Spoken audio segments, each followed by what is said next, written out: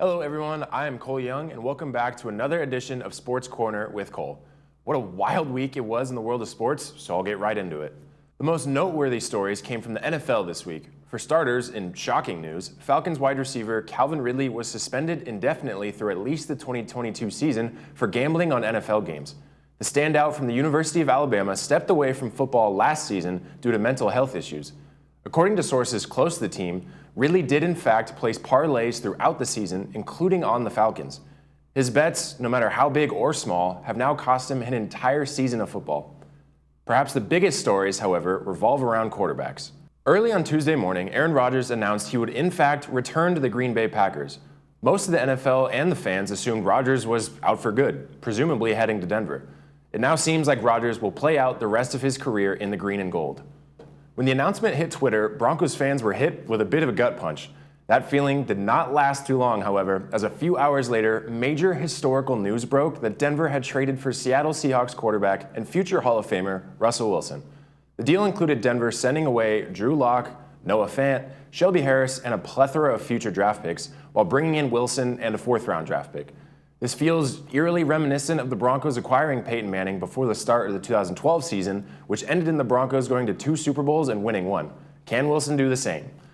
Denver is a team full of young talent and a brand new coaching staff. The sky's the limit for this team, but they do play in one of the toughest divisions in sports.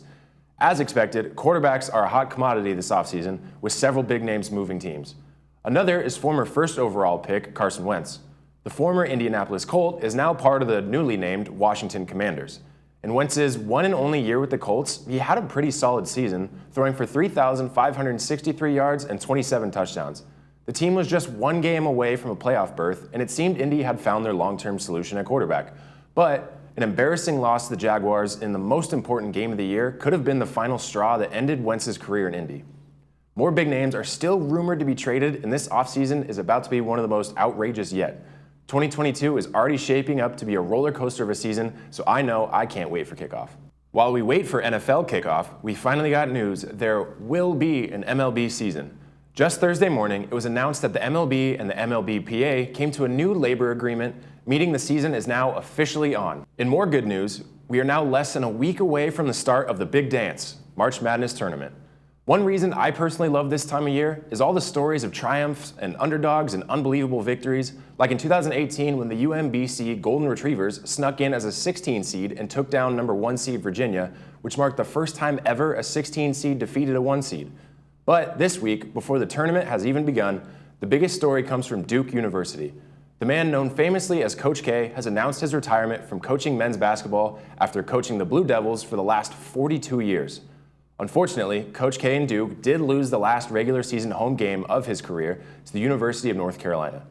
However, after leading the Blue Devils to 5 national titles, 12 Final Fours, 15 ACC tournament championships, and 13 ACC regular season titles, Coach K has nothing to hang his head in shame about.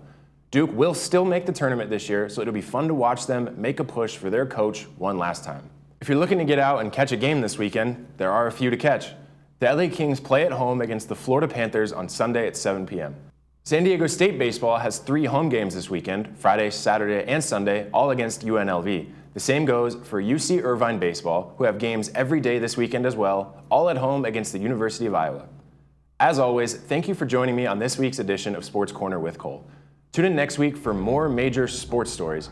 I'm Cole Young, have a great weekend, and I'll see you back here next time.